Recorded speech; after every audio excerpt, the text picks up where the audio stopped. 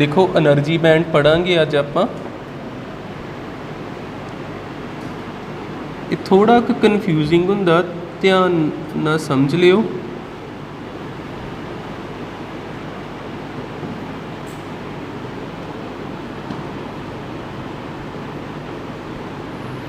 एक हुंदा आइसोलेटिड एटम, जिस तरह इकल्ला किसी ना नहीं जुड़िया। कोई एग्जाम्पल आपां लै लीए सोडियम एटम। सोडियम आ पूरा क्लीयर होगा जे निक्कियां निक्कियां चीज़ां कवर करी गए। सोडियम एटम, सोडियम का एटॉमिक नंबर हुंदा 11।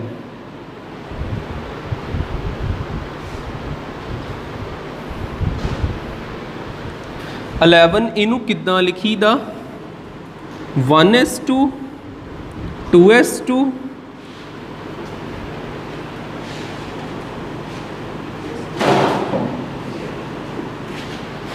यदि कन्फिगरेशन आपां लिखती 1s 2s 2p 3s। इहदा जे मैं मॉडल बनावां एटम का, इस न्यूक्लीयस होना। न्यूक्लीयस किन्ने शैल ने? 1s वाला हैगा जिदा फस्ट शैल। इनू इदां भी लिख ही सकदे ना तुसीं 2,8,1 टोटल 3 शैल ने।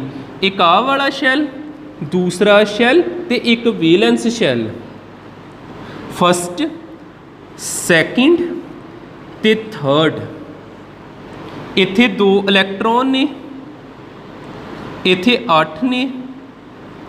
ये समझण लई आ, वैसे ये चीज़ां ये आपे क्लीयर हो जाना, ये बनाउण दी लोड़ नहीं किते एग्जाम च इदां। ते इत्थे लास्ट एक है। एक हुंदी जे क्रिस्टल फॉर्म, ये ते आइसोलेटिड फॉर्म ही किसी एटम दी।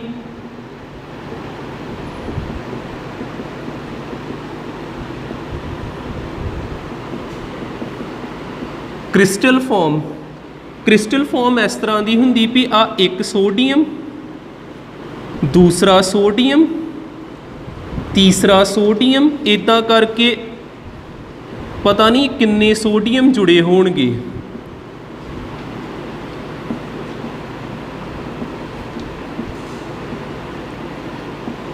इस तरह का इन्हां नैटवर्क जिहा बनाया हुंदा, आपस दे विच जुड़े हुंदे। घट तो घट ये 10⁻23 एटम हो सकते एक यूनिट दे विच, बहुत ज़्यादा हुंदे ने। याद रवे आइसोलेटिड फॉर्म दे विच एटम एग्जिस्ट नेचर दे विच नहीं करते, हमेशा किहड़ी फॉर्म च करते हैं? क्रिस्टल फॉर्म दे विच। इदां ही हुंदे ने, एक दूजे नाल जुड़े हुंदे। जेकर तुसीं कोई 2 ही सिलैक्ट करो, पहले वाला सोडियम, इहदा न्यूक्लीयस, ਇਹਦੇ 3 शैल ते लास्ट ਦੇ इलैक्ट्रॉन आ। लास्ट एक इलैक्ट्रॉन हैगा, बाकी 8 च 2 वा। दूजा सोडियम एक सिलैक्ट कर लो। इत्थे इलैक्ट्रॉन न्यूक्लीयस ते पॉजिटिव चार्ज हुंदा। इत्थे देखियो इलैक्ट्रॉन ते पॉजिटिव चार्ज दे विच कोई ना कोई इंटरैक्शन होगी। इंटरैक्शन बटवीन प्लस ते माइनस एक दूजे नाल अट्रैक्ट करनगे। इलैक्ट्रॉन एंड प्रोटोन दोनों दे विच कोई ना कोई इंटरैक्शन है, पर बहुत इक्को जी इंटरैक्शन है। कोई इत्थे ज़्यादा फोर्सिस नहीं लगन दियां। जे फोर्सिस घट आ ते एनर्जी जिहड़ी वो फिक्स रहिंदी आ। जे मैं 1s की एनर्जी बनावां, 1s इत्थे लाइनस बनाना, 1s वाला बनाता, फिर हैगा 2s वाला, उस तो बाद 2p वाला, उस तो बाद 3s वाला। बोहर मॉडल किते ना किते तुसीं सुनिया होना +1 दे विच। इहदी एनर्जी किन्नी हुंदी आ? -13.6 इलैक्ट्रोवोल्ट। इदां हुंदियां वा -13.6। उपर वाले दी एनर्जी किन्नी हुंदी? सैकेंड वाले दी -3.4 इलैक्ट्रोवोल्ट।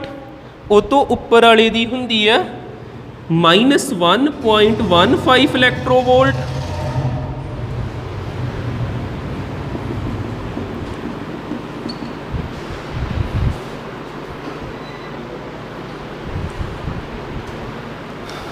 आ जिहड़ा टॉपिक हुंदा ना एनर्जी बैंड्स वाला, इहदी इंपॉर्टेंस भी काफ़ी हुंदी ते समझ भी इहदी फिलहाल तो घट ही लगती है। देखो तुहानूं पता लगदा पूरा निक्कियां निक्कियां पुरानियां चीज़ां +1 क्लास वालियां यूज़ करके फिर इनू समझाऊँगा। जिहड़ा एटम है ना, कोई भी एटम ऑक्सीजन, कार्बन, नाइट्रोजन, इहदियां दो फॉर्म्स मन्नियां जांदियां। एक हुंदी आइसोलेटिड फॉर्म। आइसोलेटिड फॉर्म का मतलब इकल्ला, सब तो वखरा, किसी नाल नहीं जुड़िया। एक हुंदी क्रिस्टल फॉर्म। क्रिस्टल फॉर्म का मतलब हुंदा एक नैटवर्क आ, इन्हां दा बड़े ज़्यादा जुड़े ने। जिद्दां एक एटम ये दूसरे एटम नाल जुड़िया, तीसरे नाल जुड़िया, चौथे नाल जुड़िया, इदां करदे करदे एक जाल जिहा बनिया वा। ते ये किहड़ी फॉर्म हुंदी? Crystal form. आपस दे विच इन्हां ने बॉन्डिंग कीती, इस तरह जुड़े हुंदे। ये 8 नहीं होणगे, ये किन्ने हो सकते? मिनीमम 10 की पावर 23, मैक्सीमम पता नहीं कित्थों तक जाणगे। ते जे मैं गल करदा पिया आइसोलेटिड दी, सिर्फ एक सिंगल एटम। एग्जाम्पल के रूप में जेकर आपां वेखीए सोडियम का एटॉमिक नंबर कितना है? 11। यदी configuration 1s2 2s2 2p6 3s1, इस तरह कन्फिगरेशन होंगी। 1s की एनर्जी फिक्स, जे मैं इत्थे एनर्जी लैवल इन्हां दे बनावां, एक हैगा 1s ऑर्बिटल, यदी एनर्जी हुंदी आ -13.6 इलैक्ट्रोवोल्ट। दूसरा हुंदा 2s, यदी एनर्जी किन्नी हुंदी आ? ये फिक्स हुंदियां। जेकर कल्ला वा, कल्ला तो किसी ना इहदा मेल जोल नहीं हैगा, हर एक शैल की एनर्जी फिक्स होनी। ये एनर्जी किद्दां पता करी दी? एनर्जी का फार्मूला हुंदा वा -13.6 डिवाइडेड बाय n दा स्केयर।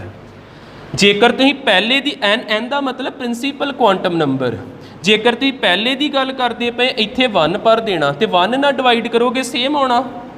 दूजे की गल करते पे इत्थे 2 का स्केयर कितना हो गया? 4 नूं 13.6 नाल डिवाइड किया तो ये आना वा -3.4 इलैक्ट्रोवोल्ट। तो इस तो बाद जेकर 2p की गल करांगे, ये आना जे -1.51 इलैक्ट्रोवोल्ट। तो जेकर आपां गल करदे 3s की,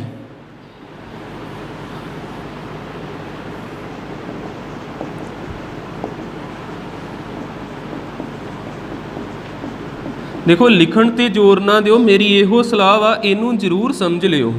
जेकर आपां गल करदे पे 3s की, तो ई आउणा जे -0.85 इलैक्ट्रोवोल्ट। आ गल्लां, पहली गल तुहानूं मैं दस्सिया एटम के 2 रूप हुंदे, एक आइसोलेटिड, एक क्रिस्टल। आइसोलेटिड का मतलब इकल्ला, क्रिस्टल का मतलब आ एक झुंड जे विच, ग्रुप दे विच। ते किन्ने हो सकते? टोटल जाने 10 की पावर 3। इकल्ला वा ते पहले शैल की एनर्जी इस तरह, दूसरे की, तीसरे की, चौथे की। पर जदों क्रिस्टल फॉर्म च आ ना, इत्थे वेखियो एक सोडियम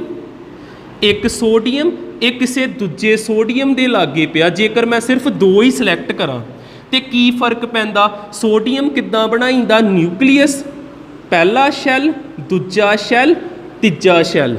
सोडियम का एटॉमिक नंबर हुंदा 11, 2,8,1। टोटल किन्ने शैल हुंदे? 3, पहला, दूजा ते तीजा। तीजे विच 1 इलैक्ट्रॉन आ, अगले विच 8 इलैक्ट्रॉन आ, उस तो बाद 2 इलैक्ट्रॉन आ। फिर अगला सोडियम, न्यूक्लीअस, पहला शैल, दूजा शैल, तीसरा शैल, इहदे लागे पिया। कोई डिस्टेंस हो इन्हां दे विच r, ते डिस्टेंस हुंदा जे 2 एंजस्ट्रन तो लैके 3 एंजस्ट्रन तक। एंजस्ट्रन सुनदे ना? एंजस्ट्रन दे विच किन्ने मीटर हुंदे आ? 10 की पावर -10 मीटर। बड़ा निक्का जिहा डिस्टेंस हुंदा, ये बड़े लागे लागे आ, ते फर्क जिहा बोर्ड ते लगदा पिया, पर ये पूरा जुड़े ने इस तरह। इत्थे भी की होना? 2 इलैक्ट्रॉन, 8 इलैक्ट्रॉन ते इहदा इलैक्ट्रॉन। जे ते कल्ला ही ते इस तरह ही आले दुआले शैल, इत्थे न्यूक्लीअस ते पॉजिटिव चार्ज, बार इलैक्ट्रॉन, इक्को तरह की फोर्स, सिर्फ प्लस ते माइनस विच। पर जेकर 2 जाने हो गए जां 10 की पावर 23 जाने आ, इस इलैक्ट्रॉन की इहदे नाल भी फोर्स, इस इलैक्ट्रॉन की इहदे नाल भी फोर्स, इस इलैक्ट्रॉन की इहदे नाल भी फोर्स, इस इलैक्ट्रॉन की इहदे नाल भी फोर्स। ਇਲੈਕਟ੍ਰੋਨ ਦੀ ਇਲੈਕਟ੍ਰੋਨ ਦੇ ਵਿੱਚ ਵੀ ਰਿਪਲਸ਼ਨ। ਕਿੰਨੀਆਂ ਫੋਰਸਿਸ ਹੋ ਗਈਆਂ? ਮੈਨੀ ਇੰਟਰੈਕਸ਼ਨਸ ਹੋ ਗਈਆਂ। ਜੇ ਮੈਨੀ ਇੰਟਰੈਕਸ਼ਨਸ ਹੋ ਗਈਆਂ ਤੇ એનર્ਜੀ ਕੀ ਹੋ ਜਾਂਦੀ? ਡਿਸਟਰਬਡ। ਜਿੱਥੇ એનર્ਜੀ ਜਿਹੜੀ ਫਿਕਸ ਸੀ 13.6, ਹੁਣ એનર્ਜੀ ਕੀ ਹੋ ਜਾਣੀ ਆ? ਡਿਸਟਰਬਡ। એનર્ਜੀ ਡਿਸਟਰਬਡ ਹੋ ਗਈ ਤੇ ਕਿੰਨਾ ਦਾ ਜਨਮ ਹੋਣਾ ਜੇ? એનર્ਜੀ ਬੈਂਡਸ ਦਾ। એનર્ਜੀ ਬੈਂਡ ਕਿਉਂ ਬਣੇ? ਤੁਹਾਨੂੰ ਇੰਨਾ ਕੁ ਕਲੀਅਰ ਹੋ ਗਿਆ? એનર્ਜੀ ਕਿਉਂਕਿ ਨੇਚਰ ਦੇ ਵਿੱਚ ਇੱਦਾਂ ਦੀ ਚੀਜ਼ ਨਹੀਂ ਹੁੰਦੀ। ਨੇਚਰ ਦੇ ਵਿੱਚ ਐਟਮ ਹਮੇਸ਼ਾ ਜੁੜ ਕੇ ਰਹਿੰਦੇ ਨੇ। ਕਿਹੜੀ ਫਾਰਮ ਹੁੰਦੀ? Crystal farm. ਕ੍ਰਿਸਟਲ ਫਾਰਮ ਆ ਤੇ ਕਿੱਦਾਂ ਦੀਆਂ ਇੰਟਰੈਕਸ਼ਨਸ ਹੋਣੀਆਂ? ਬਹੁਤ ਜ਼ਿਆਦਾ ਇੰਟਰੈਕਸ਼ਨਸ ਹੋਣਗੀਆਂ ਤੇ એનર્ਜੀ ਕੀ ਹੋਣੀ ਆ? ਡਿਸਟਰਬ। ਜਿੱਥੇ એનર્ਜੀ ਕਿਹਦੀ ਡਿਸਟਰਬ ਹੋਣੀ? ਜ਼ਿਆਦਾਤਰ ਕਿਹਦੀਆਂ ਇੰਟਰੈਕਸ਼ਨਸ ਹੁੰਦੀਆਂ ਪਈਆਂ? ਆਊਟਰ ਇਲੈਕਟ੍ਰੋਨ ਦੀਆਂ। ਜਿਹੜੇ ਇਨਰ ਇਲੈਕਟ੍ਰੋਨ ਆ ਉਹਨਾਂ ਦੀਆਂ ਜ਼ਿਆਦਾ ਇੰਟਰੈਕਸ਼ਨਸ ਨਹੀਂ ਹੁੰਦੀਆਂ। ਫਿਲਹਾਲ ਜਿਹੜੀ ਚੀਜ਼ ਪੈਂਡਿੰਗ ਹੈ ਇਹਨੂੰ ਨੋਟ ਕਰਿਓ, ਥੋੜ੍ਹਾ ਹੋਰ ਐਕਸਪਲੇਨ ਕਰਾਂ ਫਿਰ ਇੱਥੇ ਪਹੁੰਚਾਂਗੇ।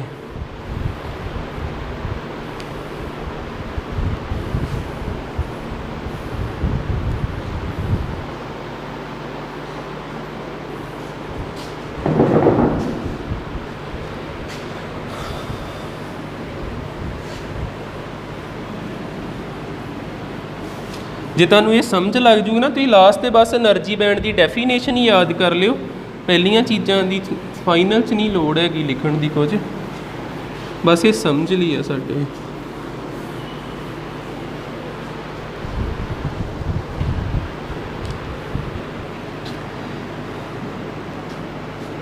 ਆਪਾਂ ਕਿਹਦੀ ਐਗਜ਼ਾਮਪਲ ਲੈ ਕੇ ਚੱਲਦੇ ਪਏ ਸੀ? ਸੋਡੀਅਮ ਦੀ।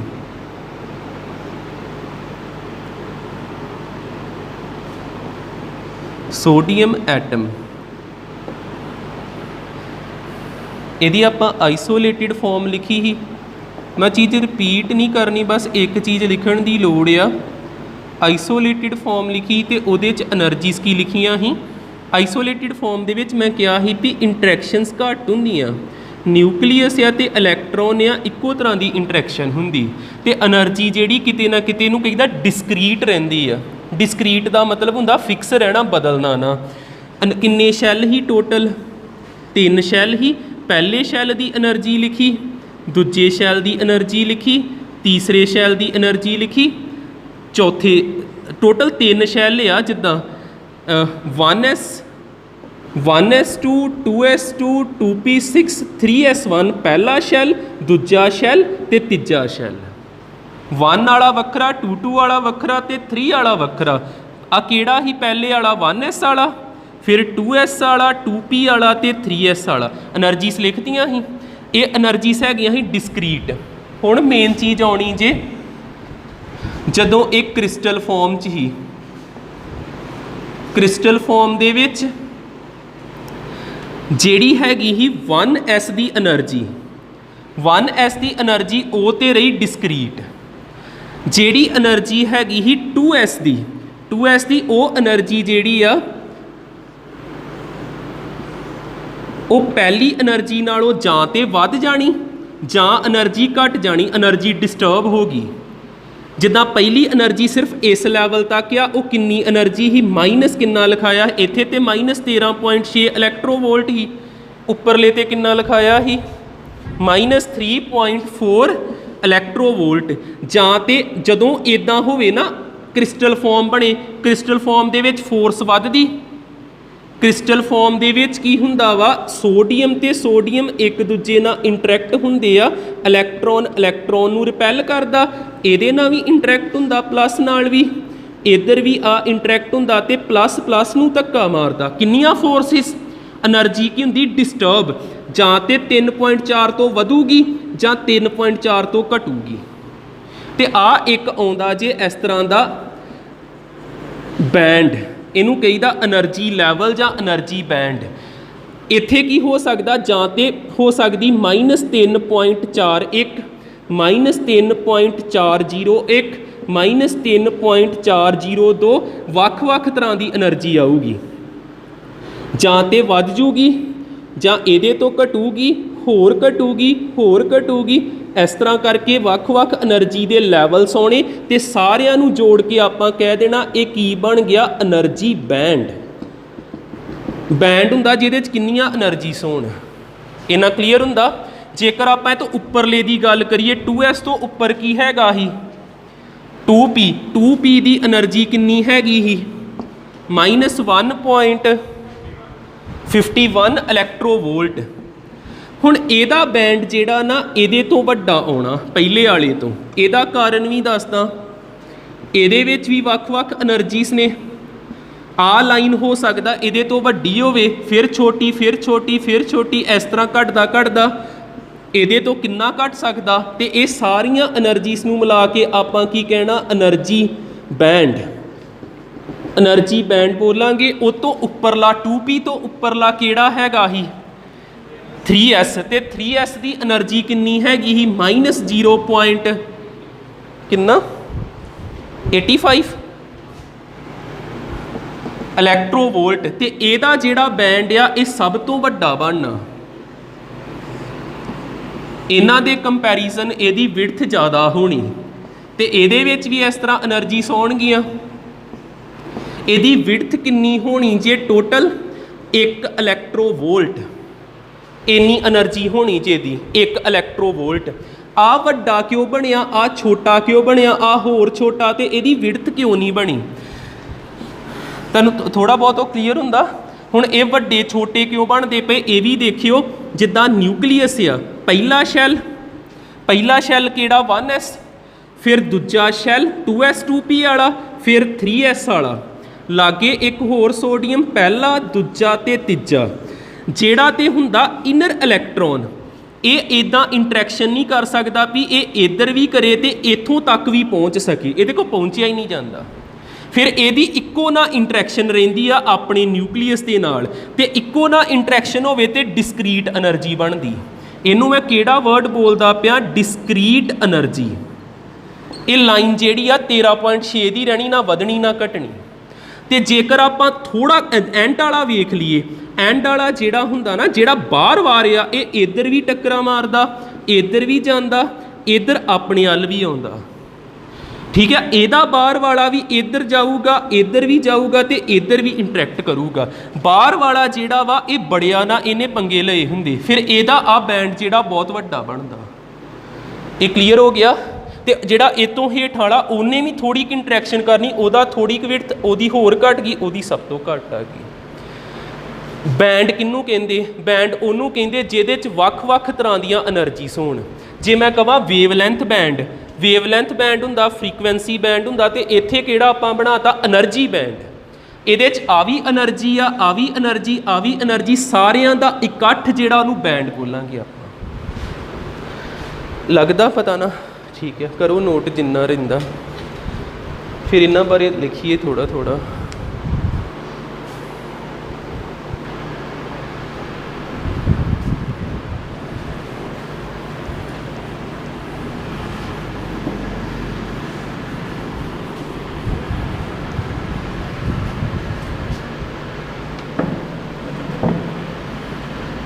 ਹੁਣ ਮੈਂ ਉਹ ਚੀਜ਼ ਦੱਸਣ ਲੱਗਾ ਜੀ, ਉਹਦੇ 'ਚੋਂ ਦੋ ਬੈਂਡ ਨਿਕਲਣੇ, ਕ੍ਰਿਸਟਲ ਤੇ ਵੇਲੈਂਸ ਬੈਂਡ। ਦੇਖਿਓ, ਕ੍ਰਿਸਟਲ ਨਹੀਂ, ਕੋਵਾਲੈਂਟ ਤੇ ਵੇਲੈਂਸ ਬੈਂਡ।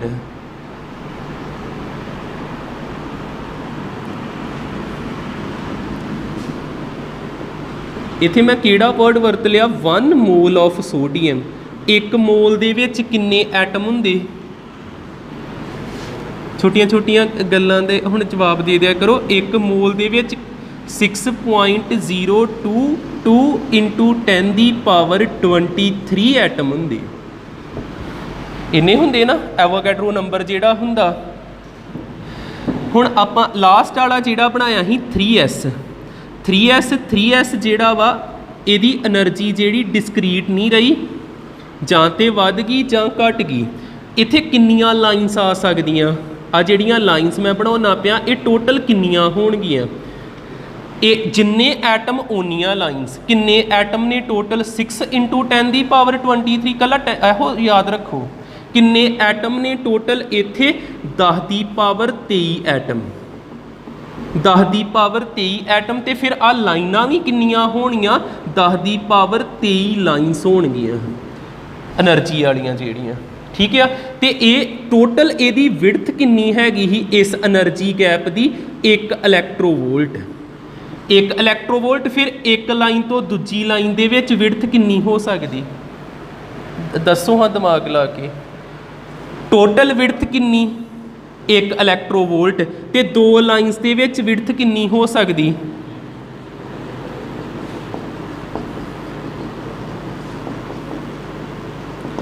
टोटल नू उपर लिखिया डिवाइड कराता किन्नियां लाइनस आ 10 की पावर 23, बहुत घट विड्थ होनी, पता ही नहीं लगना। माइनस दे विच आ जे मैं कहां 10 की विड्थ आ तो कोई इन्नी होगी, जे मैं 10 की पावर ही माइनस जे प्लस च होवे तो बहुत वड्डी, जे माइनस विच आ तो सानू ये लभणियां नहीं भी कोई इन्हां च गैप भी हैगा कि नहीं हैगा। इन्हां नू कहीदा continuous, continuous energy levels, energy levels called band, called energy band. Continuous word क्यों वरत्या, क्योंकि सानू इंज लगदा भी इत्थे कुछ गैप है ही नहीं है, ये पूरा डार्क लगदा, डार्क लगदा। तो उदां गैप हुंदा किन्ना क गैप हुंदा 10 की पावर -23। हुण लगा थोड़ा थोड़ा क्लीयर। एक चीज़ होर नाल समझ लिओ फिर इत्थे नोट करियो, ਇਹਦਾ जवाब भी तुसीं आपे दस्सिओ, ध्यान ना सुनो।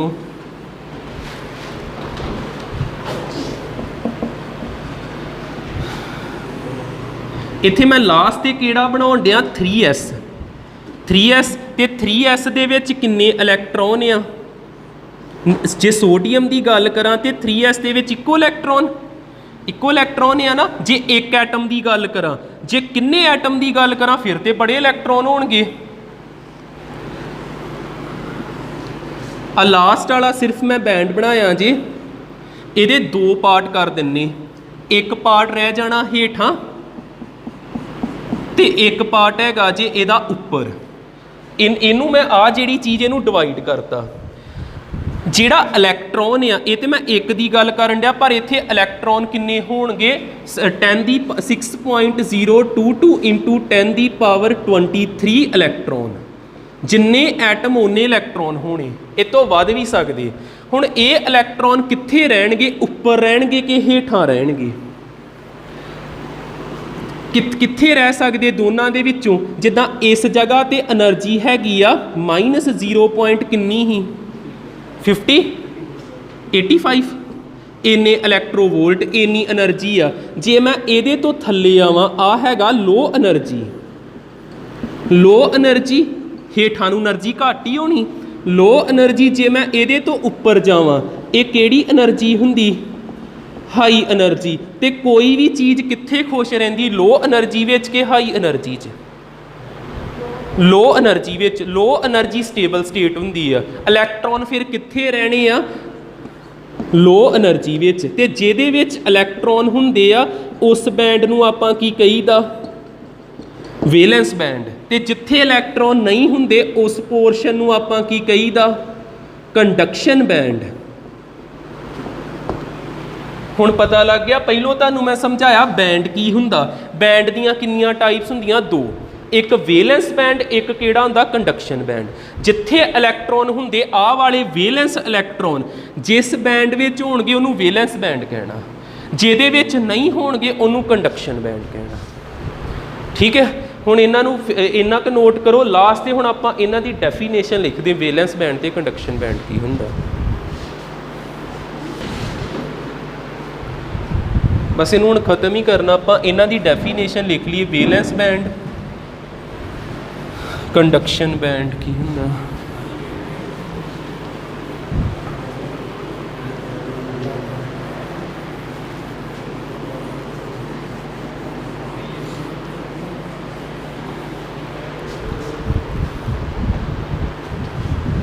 देखियो केड़ा एनर्जी बैंड पहला आपां स्टडी करिए, वेलेंस बैंड।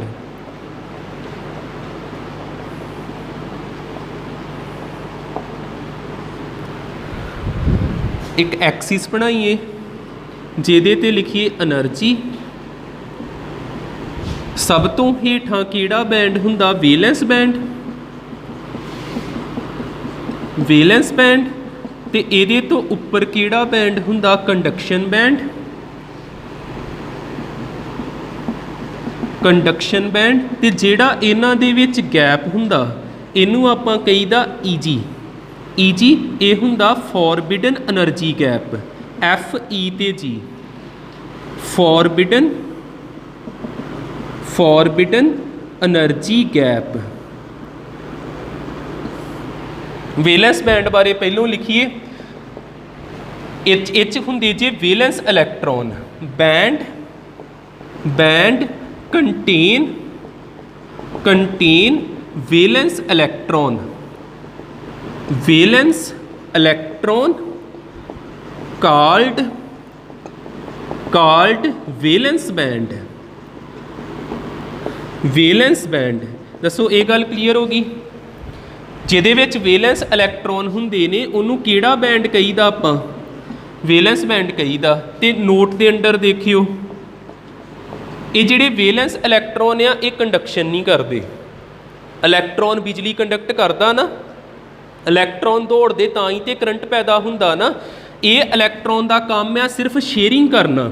ਜਿੱਦਾਂ ਇੱਕ ਇਲੈਕਟ੍ਰੋਨ ਨੇ ਦੂਜੇ ਇਲੈਕਟ੍ਰੋਨ ਨਾਲ ਸ਼ੇਅਰ ਕਰਕੇ ਕੋਈ ਬੌਂਡਿੰਗ ਵਗੈਰਾ ਕਰਨੀ ਆ।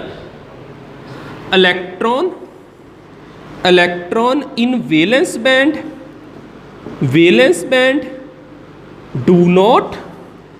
do not participate in electrical conductivity। Electrical conduction ਜਿਹੜੀ ਆ ਇਹਨਾਂ ਇਲੈਕਟ੍ਰੋਨਾਂ ਦੀ ਵਜ੍ਹਾ ਨਾਲ ਨਹੀਂ ਹੁੰਦੀ। ਉਸ ਤੋਂ ਬਾਅਦ ਅੱਗੇ ਆ ਗਿਆ ਕੰਡਕਸ਼ਨ ਬੈਂਡ। ਕੀ ਹੁੰਦਾ ਸੈਕਿੰਡ ਕੰਡਕਸ਼ਨ ਬੈਂਡ। ਇਹਦੇ ਵਿੱਚ ਇਲੈਕਟ੍ਰੋਨ ਨਹੀਂ ਨਾ ਲੱਭਦੇ ਪਏ। ਇਲੈਕਟ੍ਰੋਨ ਹੋ ਸਕਦੇ ਤੇ ਨਹੀਂ ਹੋ ਸਕਦੇ, ਪਰ ਇਹਦੇ ਨੂੰ ਡਿਫਾਈਨ ਕਿੱਦਾਂ ਕਰਨਾ। ਜਿਹੜਾ ਬੈਂਡ ਇਹਦੇ ਉੱਪਰ ਪਿਆ ਦਾ ਬੈਂਡ ਅਬਵ ਵੈਲੈਂਸ ਬੈਂਡ ਉਹਨੂੰ ਕੰਡਕਸ਼ਨ ਬੈਂਡ ਕਹੀਦਾ। ਕੀ ਆਪਾਂ ਲਿਖਾਂਗੇ ਦਾ band above valence band called conduction band. ਠੀਕ ਹੈ, ਕਾਲਡ ਕੰਡਕਸ਼ਨ ਬੈਂਡ। ਤੇ ਇਹਦੇ ਵਿੱਚ ਇਲੈਕਟ੍ਰੋਨ ਹੋ ਵੀ ਸਕਦੇ ਨਹੀਂ ਹੋ ਸਕਦੇ। ਜੇ ਤੁਸੀਂ ਇਹਨੂੰ ਹੀਟ ਕਰੋਗੇ ਨਾ ਕਿਸੇ ਐਟਮ ਨੂੰ, ਇਲੈਕਟ੍ਰੋਨ ਜੰਪ ਕਰਕੇ ਜਾ ਵੀ ਸਕਦਾ ਇੱਥੇ। ਠੀਕ ਹੈ, ਹੋ ਵੀ ਸਕਦੇ ਤੇ ਨਹੀਂ ਹੋ ਸਕਦੇ। ਨੋਟ ਦੇ ਅੰਡਰ ਆਪਾਂ ਲਿਖ ਲੈਂਦੇ ਆ electron may or may not present in conduction band। ਤੇ ਜਿਹੜਾ ਹੁੰਦਾ ਫੋਰਬਿਡਨ એનર્ਜੀ ਗੈਪ ਉੱਥੇ ਇਲੈਕਟ੍ਰੋਨ ਕਦੀ ਨਹੀਂ ਹੁੰਦਾ। ਇਸ ਜਗ੍ਹਾ ਤੇ ਜਾਂ ਤੇ ਇਲੈਕਟ੍ਰੋਨ ਜੰਪ ਕਰਕੇ ਇੱਥੇ ਚੱਲ ਜਾਊਗਾ ਜਾਂ ਇੱਥੇ ਰਹੂਗਾ, ਇੱਥੇ ਕਦੀ ਨਹੀਂ ਆਉਂਦਾ। ਠੀਕ ਹੈ, ਇਹ ਨੈਕਸਟ ਲੈਕਚਰ 'ਚ ਆਪਾਂ ਦੇਖਾਂਗੇ। ਠੀਕ, ਇੰਨਾ ਨੋਟ ਕਰੋ।